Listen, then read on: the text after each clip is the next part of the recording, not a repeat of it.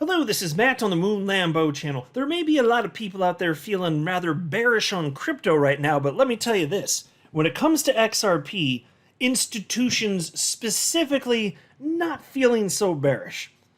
There's a headline on your screen that reads in part, XRP sees explosive 700% surge in fund inflows. Now, my friends, what they're talking about here when they're talking about fund inflows is institutional level purchases of XRP. And this against the backdrop, more broadly speaking, of crypto, which is crucial for everyone in the crypto space, no matter what coin or coins you like, is the fact that on-chain metrics show that when it comes to Bitcoin, we're at a point now where we're at an all-time high for accounts that never sell or rarely sell Bitcoin. An all-time high. People just don't want to give it up, and we're at the price level that we're at. Whatever it is. Here, let's take a look at Bitcoin. What was it? $26,342. There's not that much of Bitcoin available for sale on exchanges, relatively speaking. And unless something catastrophic happens, I mean, we'll consider it. I know. Look, I understand that there's no one thing that's the silver bullet. There's no one single metric or chart indicator to look at that will tell you for sure what's going to happen. But take everything on the whole. What do you think this means? And when you're talking about people not interested, because Bitcoin leads the market, so we should care, even as XRP holders. People not wanting to give up their Bitcoin. That is fascinating. And it's also interesting, I'll show you this as we go through the video though, when it comes to institutional inflows for Bitcoin, not so hot despite that. So even with the institutions doing what they're doing, paying more attention to XRP and less to Bitcoin, we're not seeing a further cratering effect as things stand right now anyway. It's just a fascinating ecosystem. But anyway, before getting into any further specifics, I do want to be clear, I do not have a financial background of any kind. I am not offering financial advice, and you definitely should not buy or sell anything because of anything I say or write. I'm just an enthusiast who enjoys making YouTube videos about crypto-related topics, but just as a hobby and just for fun. And by the way, XRP is at 50 cents right now with the Crypto Fear and Greed Index at 46 out of 100, indicating that the market is still in fear. I personally am not, because I'm basically I'm a bot. Beep, boop, beep. No emotions up in here. Here's a chart shared by chart analyst Credible Crypto. It's just a Bitcoin USD chart, and he wrote, and this is about Bitcoin, looking good so far. Nice quick sweep of our local lows followed by a somewhat impulsive looking move back above our key swing low. Accumulation done. Manipulation done. Let's get that expansion now. And so he has been speaking in recent days about the idea of Bitcoin. This is what he thinks is most probable. Bitcoin, cracking that $27,000 level. And he does see in the not too distant future us having days where we're going to have multi-thousand level jumps in very short order for Bitcoin, and that ultimately will be a rising tide for all boats, as they say.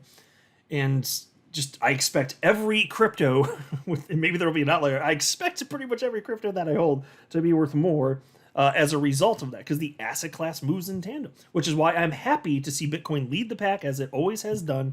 And then I understand that as things take off and things get euphoric, Bitcoin will be worth way more, but it won't have nearly as impressive a multiplier effect in terms of gains as other assets I hold like XRP. That's my belief anyway. There's also this, and I just wanted to mention this. I don't feel the need to go through the article, but this is from the Crypto Basic. XRP surpasses Bitcoin and ETH in daily transactions. Total transactions crossed 2.6 billion. Okay, and so again, for a cryptocurrency that was supposed to go to zero after the SEC sued Ripple, this is rather impressive, isn't it? Transactions, greater than Bitcoin and ETH, daily transactions. Now, in a way, it shouldn't be particularly surprising, just because from a technical perspective, Bitcoin and ETH can't handle the transactions the throughput. It can't handle what XRP can from a technical perspective, because XRP is technologically superior when it comes to just being a great blockchain for payments. It just is. But that being said, XRP has to be desirable in order for it to surpass Bitcoin. Even though it's, yes, technologically, there's a reason that you're not going to see Bitcoin pass it. That's only if XRP is actually desirable. And that's the broader point that I wanted to make. And then there's the institutions. So now we get to this article talking about this 700% surge in fund inflows. In a stunning turn of events, XRP has experienced an astonishing 700% surge in fund inflows, making it the undisputed leader among cryptocurrency-focused investment products last week. According to the latest report from CoinShares, the past week alone saw a staggering $700,000 poured into XRP-related products. This surge not only cements the token's dominance, but also marks a 7-fold increase in inflows into XRP exchange-traded products within the week. And there's a list, for those of you that care to look, it's on your screen right now. So here you can see XRP, and this is in millions, so XRP it's at 0.7.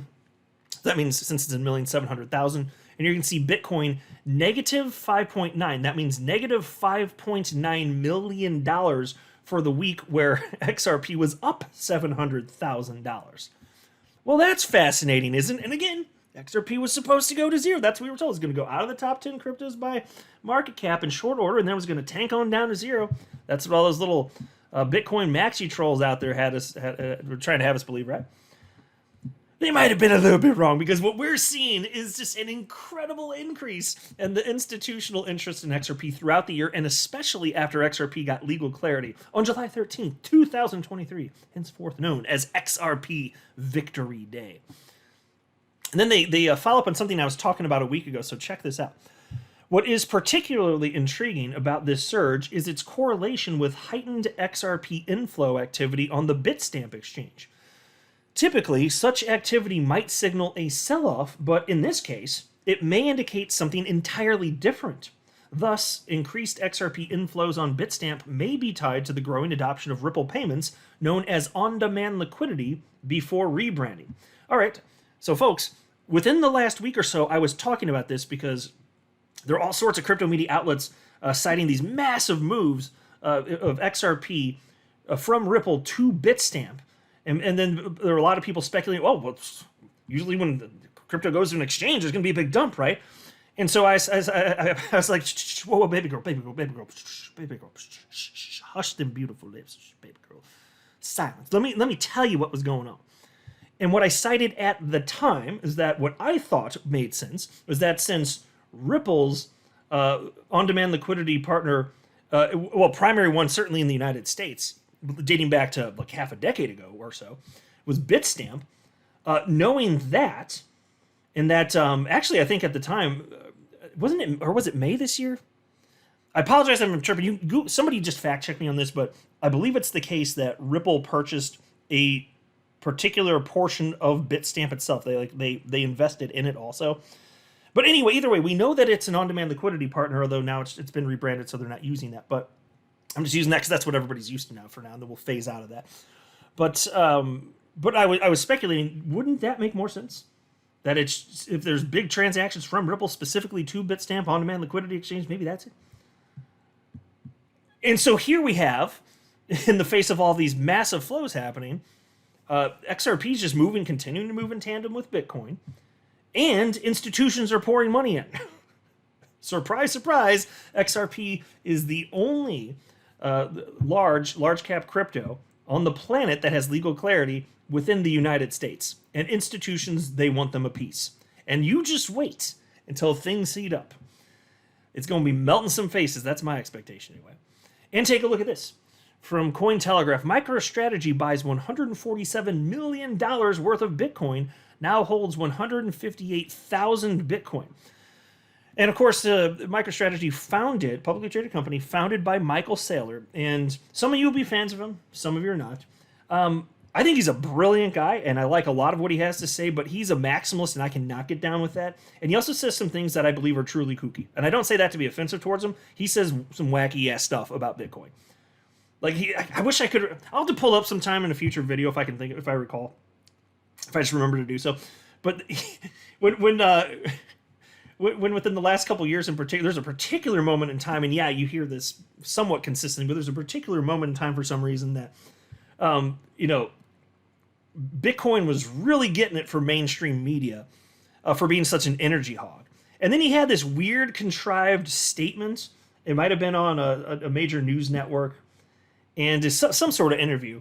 And he was talking about how, well, money is energy, and he was trying to like do some verbal gymnastics into trying to make it make sense that it was okay for Bitcoin to be an energy hog.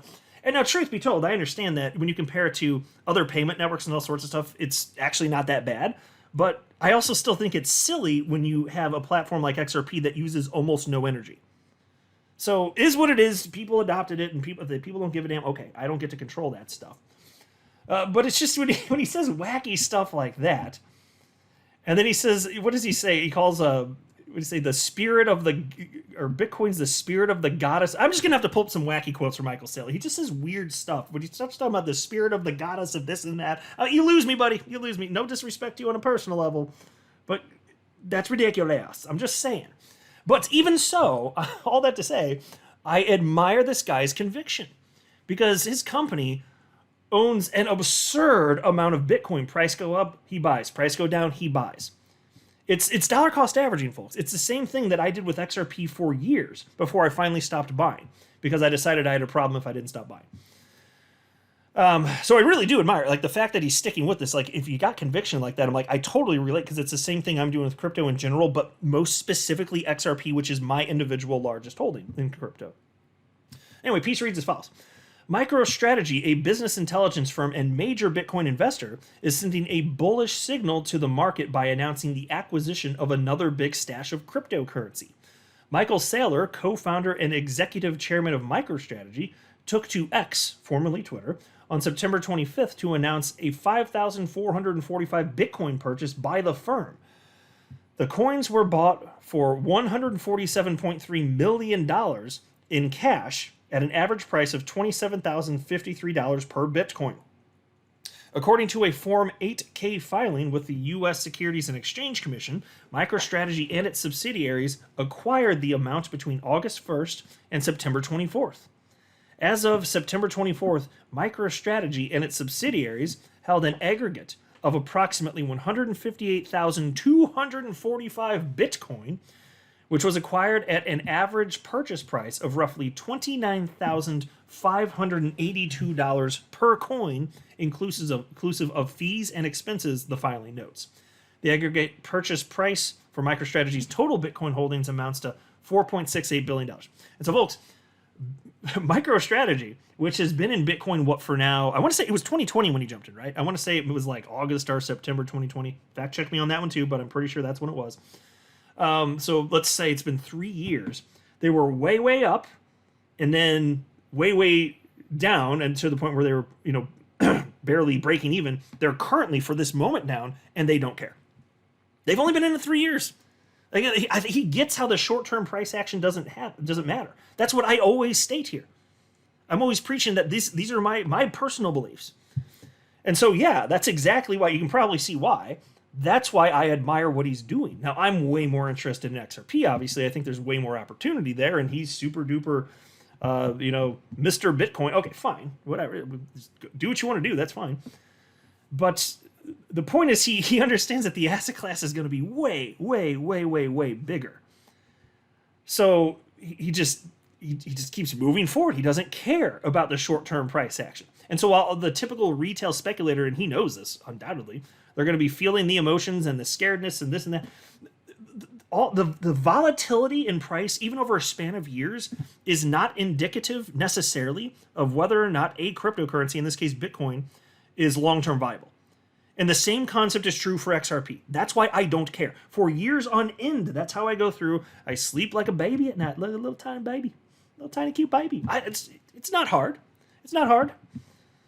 It really isn't, because I understand that this is just what people like. The people, when they're doing this, pushing the price up and down with this crazy volatility. That's what I'm expecting them to do. So when people do it, I expect them to do, whether the price goes up or down.